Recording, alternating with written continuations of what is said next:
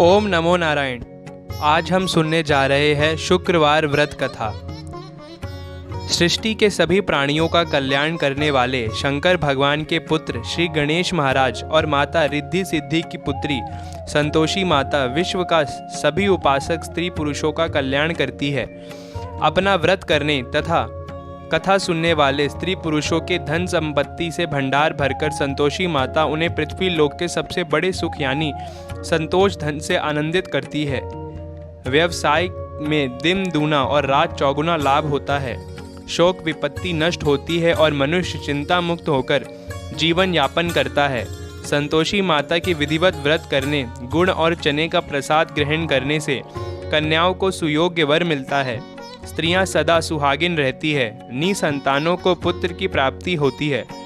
जीवन में सभी मनोकामनाएं संतोषी माता के व्रत से पूरी होती है। बोलो संतोषी माता की जय। संतोषी माता का व्रत शुक्रवार को किया जाता है। शुक्रवार को सूर्य उदय से पूर्व उठकर स्नान आदि करके मंदिर में जाकर संतोषी माता की पूजा करें। पूजा के समय एक कलश में ताजा स्वच्छ जल भरकर रखें। उस कलश पर एक पात्र रखें और उस पात्र में गुड़ और चने भरकर रखें। घी का दीपक जलाकर संतोषी माता की कथा सुने या स्वयं पुस्तक पढ़कर उपस्थित भक्तजनों को व्रत कथा सुनाए। संतोषी माता की व्रत कथा को सुनते अथवा दूसरे को सुनाते समय गुड़ और भुने हुए चने हाथ में रखें। व्रत कथा समाप्त होने पर संतोषी माता की जय बोलकर उठे और हाथ में लिए हुए गुड़ और चने गाय को खिलाए। कलश पर रखे गए पात्र के गुड़ और चने को प्रसाद के रूप में उपस्थित सभी स्त्री पुरुषों और बच्चों को बांट दे। कलश के जल को घर के कोने कोने में छिड़ककर घर को पवित्र करे। शेष बचे हुए जल को तुलसी जी के पौधे में डाल दे। संतोषी माता के व्रत में खटाई का किसी भी रूप में प्रयोग नहीं करना चाहिए। संतोषी माता के प्रसाद के लिए ₹1.25 के गुड़ और चने बहुत होते हैं, क्योंकि संतोषी माता अपने भक्तों के ₹1.25 के गुड़ और चने के प्रसाद को बहुत पसंद करती है। संतोषी माता भक्तों की मनोकामना को बहुत महत्व देती है। सच्चे हृदय से व्रत करने वाला स्त्री पुरुष की मनोकामनाएं संतोषी माता बहुत जल्दी पूरी करती है। उद्यापन विधि। संतोषी माता की अनुकंपा से जब व्रत करने वाले स्त्री पुरुष की मनोकामनाएं पूरी हो जाए तो उसे व्रत का उद्यापन करना चाहिए। उद्यापन में 2.5 सेर गेहूं के आटे को पूड़ी, हलवा, खीर व चने का साग बनाएं। किसी भी वस्तु में खटाई का प्रयोग ना करें। उद्यापन के दिन विधिवत घी का दीपक जलाकर संतोषी माता की पूजा करें। फिर आरती के बाद सबको गुड़ और चने का प्रसाद बांटें। कलश में भरे जल को घर में छिड़ककर घर पवित्र करें। उसके बाद घर परिवार के 8 छोटे लड़कों को भोजन कराएं। घर परिवार के लड़के ना मिले तो आसपास के लड़कों को बुलाकर भोजन कराएं। ब्राह्मण के लड़कों को भी भोजन करा सकते हैं। भोजन के बाद दक्षिणा में लड़कों को रुपए पैसे ना देकर कोई फल देना चाहिए, लेकिन फल खट्टा नहीं होना चाहिए। व्रत करने वाला स्त्री पुरुष को दिन में एक बार भी भोजन करना चाहिए।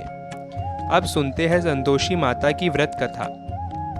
कंचनपुर नगर में एक बुढ़िया रहती थी। उस बुढ़िया के 7 बेटे थे। सभी का विवाह हो चुका था।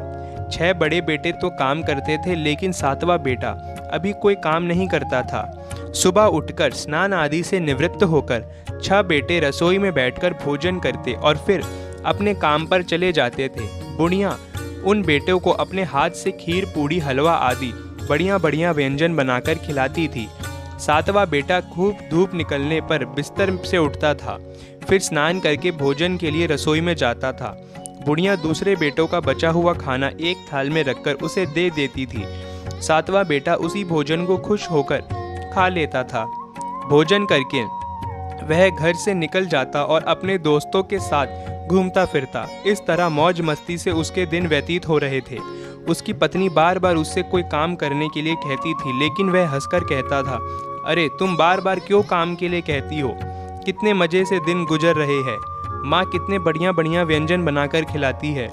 तब उसकी पत्नी क्रोधित होकर कहती, माँ तुम्हारे बढ़िया बढ़िया व्यंजन बनाकर नहीं खिलाती, बल्कि सबका बचा हुआ जूठा भोजन खिलाती है।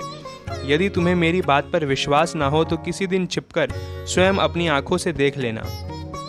अपनी पत्नी की बात पर उसे यकीन न था, लेकिन एक दिन इस बात की सच्चाई जानने का निर्णय करके वह सिर दर्द का बहाना बनाकर एक चादर ओढ़कर रसोई घर में ही सो गया।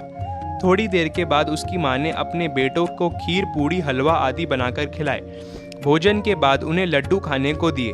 भोजन करके वह अपने काम पर चले गए। उनके जाने के बाद बुढ़िया ने उनकी थाली में बचे भोजन को एक थाली में रखा। बचे हुए लड्डुओं के टुकड़े को एकत्र करके दोबारा लड्डू बनाए। उसके बाद बुढ़िया ने 7वें बेटे को भोजन करने के लिए कहा। उसने सोते हुए चादर के नीचे से सब कुछ देख लिया था। वह उठकर बोला, माँ, मुझे भूख नहीं है, मैं परदेश जा रहा हूँ। बुढ़िया ने कहा, कल जाता हो तो आज ही चला जा। बुढ़िया के कठोर वचन सुनकर वह तुरंत परदेश जाने को तैयार होने लगा। चलने से पहले वह अपनी पत्नी के पास गया। उसकी पत्नी गौशाला में गोबर के कंडे थाप रही थी। उसने जाकर अपनी पत्नी से कहा, हम जावे परदेश को, आवेंगे कुछ काल, तुम रहियो संतोष से धर्म अपना पाल। अपने पति के वचन सुनकर कुछ गंभीर स्वर में पत्नी बोली, दो निशानी आपनी, देख धरू में धीर, सुधी मति हमरी बिसोरियो, रखियो मन गंभीर।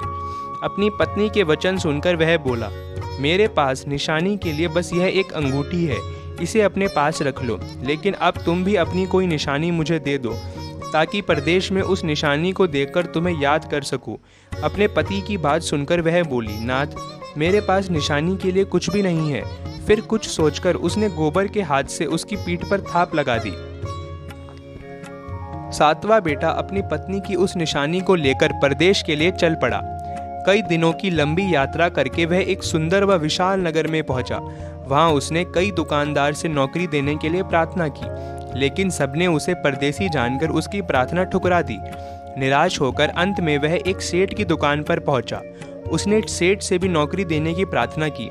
सेठ को एक नौकर की जरूरत थी। उस सेठ ने उसे तुरंत नौकरी पर रख लिया। उस दिन उसकी बहुत बिक्री हुई और वह उस लड़के से बहुत खुश हुआ। कुछ ही दिनों में उसने सेठ का सारा काम संभाल लिया। उसके व्यवहार से आने वाले ग्राहक बहुत प्रसन्न थे।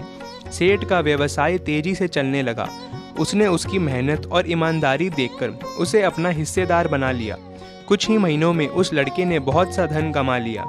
संयोगवश कुछ समय बाद सेठ को उस नगर को छोड़कर दूर किसी नगर में जाना पड़ा।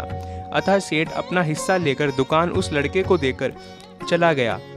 अब सारे व्यवसाय का मालिक वह लड़का बन गया। उधर बुढ़िया ने उस लड़के को पत्नी को बहुत दुख देने शुरू कर दिए। वह हर समय बहू को जली कटी बातें सुनाती रहती थी। वह बेचारी हर समय काम पर लगी रहती थी, लेकिन फिर भी उसकी जेठानियाँ उससे कुछ न कुछ बुरा भला कहती रहती थी। सुबह होते ही बुढ़िया उस लड़के की पत्नी को जंगल में लकड़ियाँ लेने के लिए भेज देती थी। उसे आटे से निकाले चौकोर की रोटियां खाने को देती थी और नारियल की कटोरी में पानी देती थी। वह बेचारी चोकर की रोटियां खाकर भी किसी से कुछ नहीं कहती थी, बस इसे अपने भाग्य पर लेखा सोचकर चुप रह जाती थी। एक दिन वह जंगल से लकड़ियां काटकर लौट रही थी। उस रास्ते पर संतोषी माता का मंदिर था। उस मंदिर के पास लकड़ियां का गट्ठर जमीन पर रख वह कुछ देर आराम करने के लिए रुकी।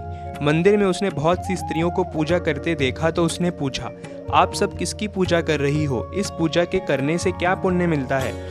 एक स्त्री ने उसे बताया, हम सब संतोषी माता का व्रत करके उनकी पूजा कर रही है। संतोषी माता की पूजा करने से धन संपत्ति से भंडार भर जाता है, निर्धनता दूर होती है, परिवार में सभी सुख शांति से रहते हैं, लड़कियां का शीघ्र विवाह होता है और उन्हें सुयोग्य वर मिलता है, व्यवसाय से लाभ होता है, निसंतान के घर में संतान होती है, पति अगर परदेश गया हो तो संतोषी माता की अनुकंपा से शीघ्र घर लौटता है, न्यायालय में कोई मुकदमा चल रहा हो तो उसमें जीत होती है, धन संपत्ति में बढ़ोतरी होती है, पारिवारिक कलेश नष्ट होता है, व्रत करने वाले स्त्री पुरुषों को संतोष मिलता है, सभी मनोकामनाएं पूरी होती है। स्त्रियों से संतोषी माता के व्रत के बारे में इतना सुनकर उसने व्रत करने की विधि भी पूछी। तब एक बूढ़ी स्त्री ने उसे बताया, संतोषी माता का व्रत करके गुड़ और चने का प्रसाद बांटकर स्वयं भी प्रसाद ग्रहण करना कभी नहीं भूलना। संतोषी माता गुड़ और चने से की गई पूजा से प्रसन्न होती है। संतोषी माता का व्रत शुक्रवार को ही किया जाता है।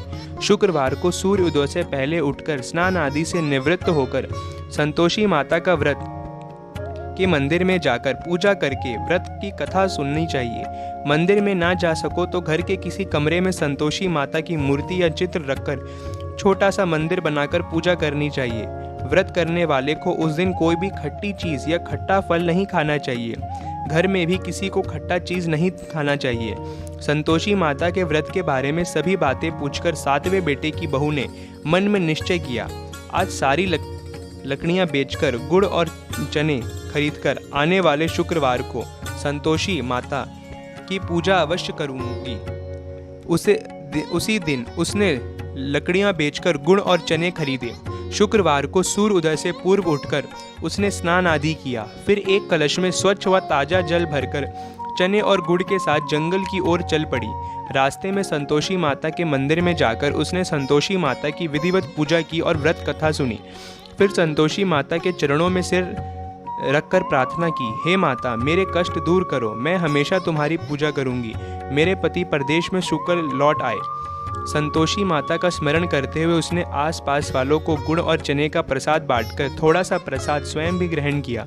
इस प्रकार 7वें बेटे की बहू ने हर शुक्रवार को संतोषी माता का विधिवत व्रत करना आरंभ कर दिया। दूसरे शुक्रवार को उसने व्रत किया तो उसके पास पति का पत्र आ गया। तीसरे शुक्रवार को पति का भेजा हुआ रुपया आ गया। इस पर घर के लोग इससे ईर्ष्या करने लगे। जेठानियाँ ताने देने लगी, अरे अब तो पति के पत्र आने लगे हैं, रुपया भी आने लगा है। घर के बच्चे भी बार बार कहने लगे, अब तो चाची के पास रुपया आने लगा है, अब तो वह किसी से सीधे मुंह बात भी नहीं करेगी। वह बेचारी सबके ताने सुनकर चुप रह जाती थी। वह हर शुक्रवार को संतोषी माता के मंदिर में व्रत करने और कथा सुनने के बाद उनके चरणों में सिर रखकर प्रार्थना करती थी, हे माता, मैंने आपसे धन नहीं मांगा था, मैंने तो अपने पति के सुकुशल लौटने की प्रार्थना की थी। एक दिन उसकी प्रार्थना सुनकर संतोषी माता ने प्रसन्न होकर कहा, जा बेटी, तेरी मनोकामना पूरी होगी, तेरा पति शीघ्र ही घर लौटेगा। वह बेचारी संतोषी माता के वचन सुनकर खुशी खुशी घर लौटी। उधर 7वां बेटा दुकानदारी में इतना व्यस्त हो चुका था कि उसे पत्नी और घर का कोई स्मरण नहीं रहा था। दुकान के काम से उसे फुर्सत ही नहीं मिलती थी। संतोषी माता उस बेटे का इतने व्यस्तता देखकर बहुत परेशान हुई। तब बहुत सोचकर संतोषी माता ने उस बेटे को स्वप्न में दर्शन देकर कहा, धनी साहूकार सो रहा है या जाग रहा है? वह बोला, हे माता, मैं जाग नहीं रहा और सो भी नहीं रहा, आप मेरे लिए आज्ञा करें। संतोषी माता ने कहा, तूने परदेश में आकर इतना धन कमाया, पर क्या तुझे अपनी पत्नी का भी कुछ स्मरण नहीं है?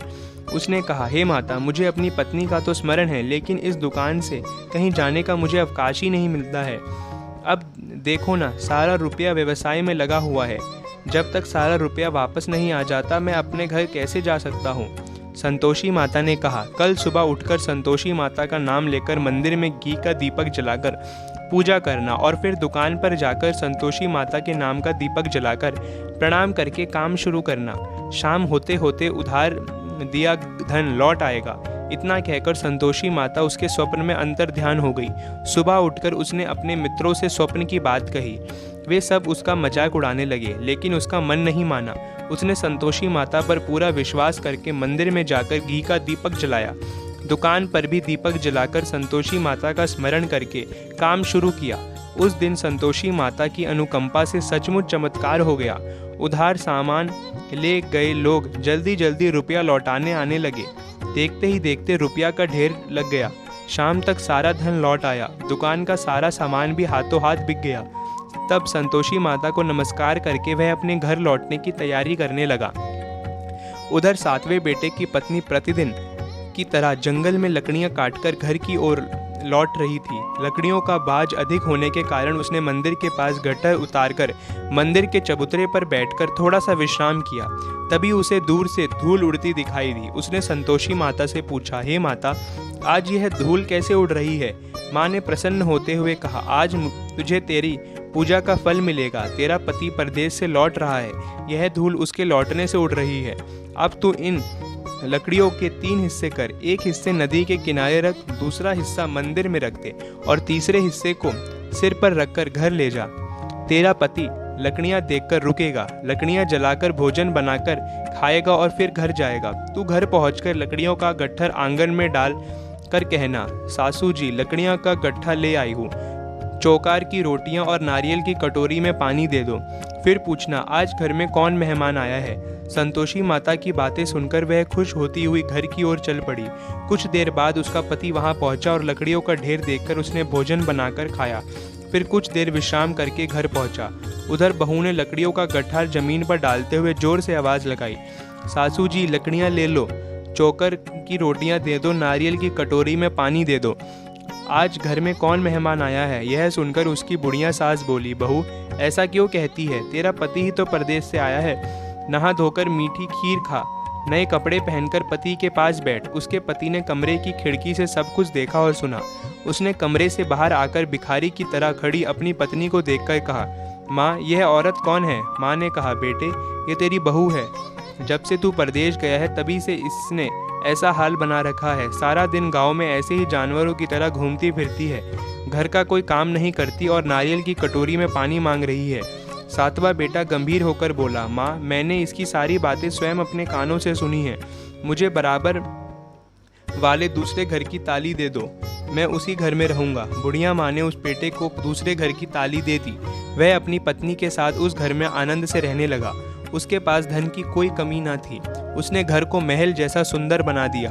अगले शुक्रवार को उसकी पत्नी ने कहा, प्राणनाथ मैं संतोषी माता का व्रत करती हूँ। संतोषी माता की अनुकंपा से ही मेरे सब काम पूरे हुए हैं। अब मैं व्रत का उद्यापन करना चाहती हूँ। पति ने कहा, अवश्य उद्यापन करो, मैं उद्यापन के लिए सब सामान एकत्र करता हूँ। बहू ने अपनी जेठानियों के लड़कों को भोजन के लिए बुलाया। सभी जेठानियां उसकी धन संपत्ति और वैभव से ईर्ष्या करने लगी थी। जेठानिया ने अपने बच्चों को सिखा दिया कि तुम भोजन के समय खट्टी चीज़ें मांगना। वे नहीं चाहती थी कि उसका उद्यापन पूरा हो। संतोषी माता की पूजा के बाद जब बच्चों को भोजन के लिए कहा गया तो सब खटाई मांगने लगे। बहू ने कहा, खटाई किसी को नहीं मिलेगी। तब सभी बच्चे उससे पैसे मांगने लगे। बहू उनकी बुरी भावना के बारे में कुछ जानती नहीं थी। उसने बच्चे को पैसे दे दिए। बच्चे दौड़ते हुए बाजार में गए और इमली लेकर खाने लगे। बच्चों को पैसे देने और उसके इमली खाने से संतोषी माता क्रोधित हो गई। उनके प्रकोप से उसी समय राजा के सैनिक सातवें बेटे की दुकान पर पहुंचे और उसे पकड़कर ले गए। भोली बहू रोने लगी। जेठानियां ताने देने लगी, अरे बेमानी से कमाकर धन लाया था, इसलिए राजा के सैनिक पकड़कर ले गए। अब बंदी गृह में रहना पड़ेगा, साथ ही राजा सारा धन भी छीन लेगा। सातवें बेटे की बहू रोती हुई संतोषी माता के मंदिर गई और उनके चरणों में सिर रखकर प्रार्थना करने लगी, हे संतोषी माता, मुझसे कौन सी भूल हुई? आपने किस अपराध की इतनी बड़ी सजा दी है? संतोषी माता ने तुरंत प्रकट होकर कहा, बेटी तूने उद्यापन में बच्चों को पैसे देकर बहुत बड़ी भूल की है। उन पैसों से बच्चों ने खटाई खाकर तेरे व्रत को नष्ट किया है।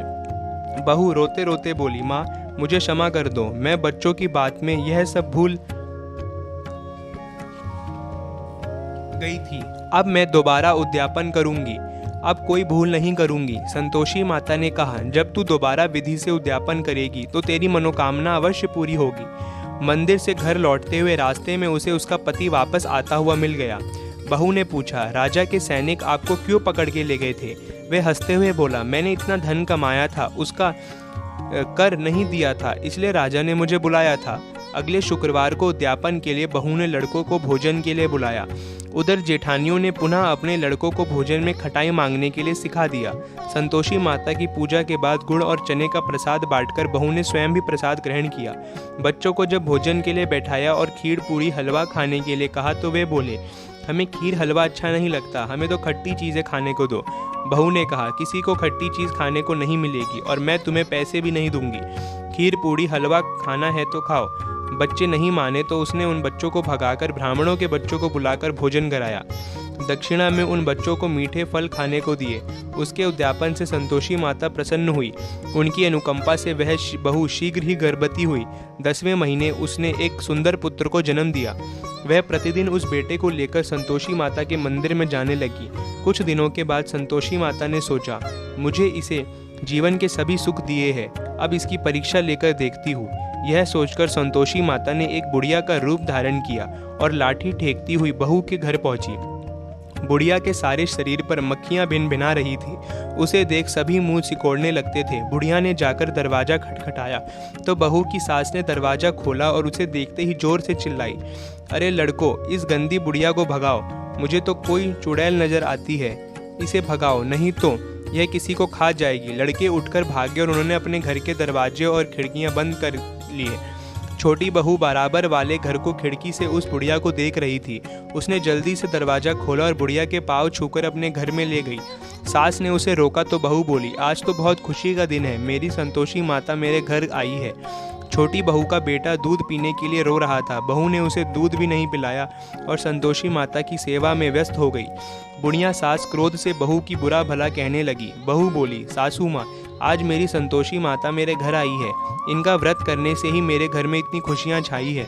इतना सुनते ही सब उस बुढ़िया के पास दौड़े हुए गए और उनके पाँव छूकर क्षमा मांगते हुए बोले, माँ हमें क्षमा कर दो, हमने आपको पहचानने में बहुत भूल की, हम आपके व्रत की विधि नहीं जानते। हे माता, अब हम भी आपका व्रत किया करेंगे। उन लोगों की प्रार्थना सुनकर बुढ़िया का रूप धारण किए संतोषी माता प्रसन्न हुई और उन्होंने संतोषी माता के व्रत की विधि बताई। बुढ़िया से व्रत की विधि जानकर संतोषी माता के व्रत करने से उन सबकी मनोकामनाएं भी पूरी हुई। उनके घर में धन की वर्षा होने लगी। बुढ़िया के सभी बेटों का व्यवसाय खूब तेजी से चलने लगा।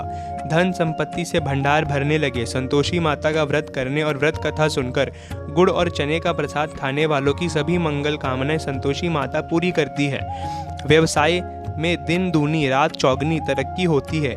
निसंतान स्त्रियों को पुत्र की प्राप्ति होती है और संतोषी माता का विधिवत व्रत करने वाली कुंवारी कन्याओं को मनचाहा सुंदर और सुयोग्य वर मिलता है। बोलो संतोषी माता की जय। इति शुक्रवार व्रत कथा। अब सुनते हैं संतोषी माता की आरती।